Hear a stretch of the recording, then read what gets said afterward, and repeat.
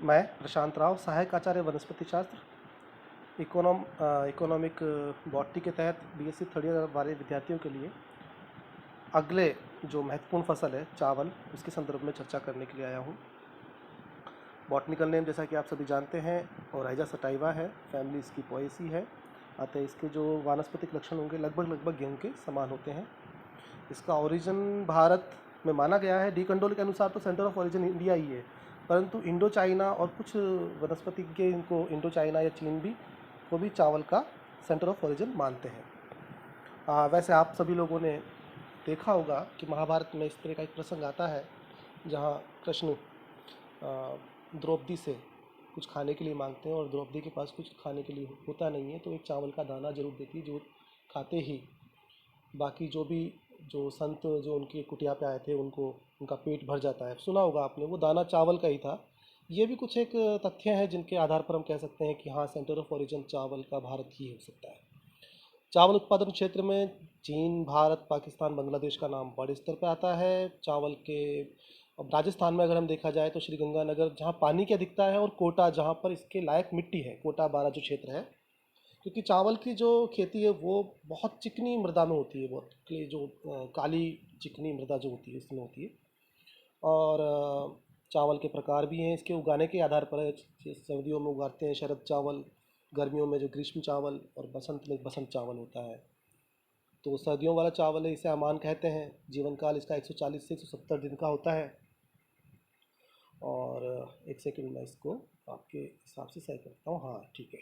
इसके अलावा आपका बसंत चावल है, इसे औस कहते हैं। जीवन काल 90 से 120 दिन का होता है। इसे ऊपरी भूमि में उगाया जाता है। थोड़ा सा इसको करेक्शन कर लीजिएगा, जो विंटर राइस है उसमें इसमें जो निम्न भूमि लिखा हुआ है, पीडीएफ मैंने आपको शेयर किया हुआ है, वो निम्न भूमि की जगह आप नम भूमि या जो निचली भूमि होती है वो याद रखिएगा, है ना, क्योंकि कन्फ्यूजन हो सकता है आपको। और फिर आता है बसंत। बसंत चावल है, ग्रीष्म चावल बता ही दिया, औस कहते हैं। जीवन काल 90 से 120 दिन का है। बसंत चावल इसे बोरो कहते हैं। अगले पेज पर आते हैं हम।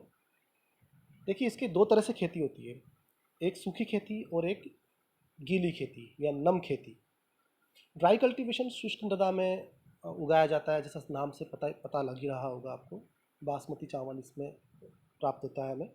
और जो पानी की अधिकता वाले क्षेत्र है वहाँ पर नम खेती की जाती है, और इसमें पूरी तरह से इसमें मतलब जलमग्न खेती होती है इसकी एक तरह से। ठीक है, आगे हम चलते हैं।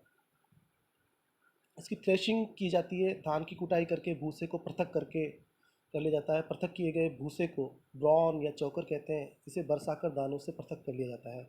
ब्रॉन में एलुरोन परत तथा भ्रूण पोष की बाह्य परतें निकाल दी जाती हैं, जिससे पौष्टिकता थोड़ी सी कम जरूर हो जाती है। जैसे कहते हैं ना, साफ़ किया हुआ चावल बहुत नीट एंड क्लीन चावल होता है। ये चावल इतना गुणकारी नहीं होता जितना आप रॉ चावल इस्तेमाल करेंगे, थोड़ा सा ऐसा चावल जिसमें ऊपरी एलुरोन परत नष्ट ना हो। बॉटनिकल करेक्टर जैसा कि मैंने आपको बताया ही था, सेम टू सेम अपने गेहूं की तरह होते हैं, जो मैंने पहले चर्चा की है आपसे, इसलिए ज़्यादा कुछ इसमें जानने का नहीं है। चावल का पादप अर्धजलीय वार्षिक घास है, और तना बेलनाकार पर्वसंधियों में विभेदित होता है। प्रत्येक पर्वसंधि के ऊपर अंतर्वेशी विभजोतक स्थित होता है। प्रत्येक टिलर या मुख्य तने के आधार पर स्थित प्रथम पत्ती रूडिमेंट्री होती है, जिसे फोटोफिल कहते हैं। पुष्पक्रम स्पाइकिकाओं का पैनिकल होता है। ये ध्यान, थोड़े बहुत मैंने करेक्टर्स इसके थोड़े से जो अलग है वो मैं यहाँ चर्चा कर रहा हूँ। बाकी सारे करेक्टर्स इसके गेहूं के समान ही है। और पुष्प स्वपरागत होता है। पुष्प लेमा व पेलिया में से विभेदित होता है। लेमा व पेलिया से भूसा जो बाद में बनता है भूसा।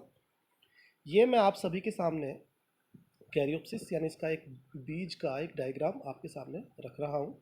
इससे प्रैक्टिस कीजिएगा घर में, क्योंकि कई बार इस तरह के क्वेश्चंस आते हैं जब आपको इसका चित्र बनाना होता है। तो इसका चित्र बनाए तो ज़्यादा अच्छा रहता है, मार्क्स भी अच्छे मिलते हैं। दाना इसका कैरियोप्सिस है ही। अनाज में जौ के बाद चावल में सर्वाधिक स्टार्च होता है, ये बहुत इंपॉर्टेंट बात है। इसलिए जहाँ पर कुपोषण की अधिकता है वहाँ चावल एक गुणकारी फसल के रूप में काम करता है। स्टार्च मुख्यतः एमाइलोपेक्टिन या एमाइलोज के रूप में पाया जाता है। प्रोटीन भी थोड़ा बहुत इसमें पाया जाता है। आजकल वैज्ञानिक कोशिश भी कर रहे हैं कि चावल के माध्यम से प्रोटीन की आपूर्ति भी की जा सके। मैंने आपको बता ही दिया, कि दोमट या चिकनी मिट्टी इसके लिए बहुत अच्छी होती है। तापमान लगभग 20 से 35 डिग्री सेंटीग्रेड का हो तो ठीक रहता है। और मृदा में पीएच जो हो वो 8.5 के आसपास होना चाहिए। जलोढ़ मृदा इसके लिए बहुत अच्छी है। देखिए, यदि हम बात करते हैं इंडिका वेराइटीज़ की, इनमें तल शाखन पाया जाता है। पत्तियाँ थोड़ी हल्की हरी होती है, दाने में प्रसुप्तता पाई जाती है, यानी काफ़ी समय बाद तक आप इसको उगा सकते हैं। पकने पर शीघ्र झड़ जाती है, दाने उनके चपटे होते हैं। चावल की उन्नत किस्मों के बारे में भी आप एक बार पढ़ लीजिएगा, क्योंकि ये आ सकता है। भारत में IR 8, IR 20, पंकज, जया, कावेरी, रत्ना, कृष्णा, जगन्नाथ, पद्मा, कांची, साबरमती, जमुना, ये इनकी फसलें, इनकी उन्नत किस्में हैं। कई बार मैं आप लोगों से चर्चा करता हूँ तो ये बताना चाहता हूँ आपको कि जैसे यदि हम बाद में कभी कोई कंपटीशन क्लासेस भी देते हैं, एग्ज़ाम देते हैं, तो वहाँ पर इस प्रकार की उन्नत किस्मों के संदर्भ में क्वेश्चन पूछे जा सकते हैं। राजस्थान में जया, रत्ना, चंबल, बाला, खुशबू, कस्तूरी, ये प्रमुख प्रमुख किस्में हैं जो राजस्थान में उगाई जाती हैं।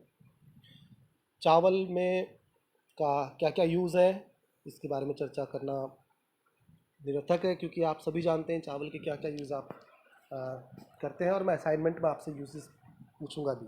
इस प्रकार से हमने चावल के बारे में आज जाना। अगले अध्याय में हम मक्का के बारे में पढ़ेंगे।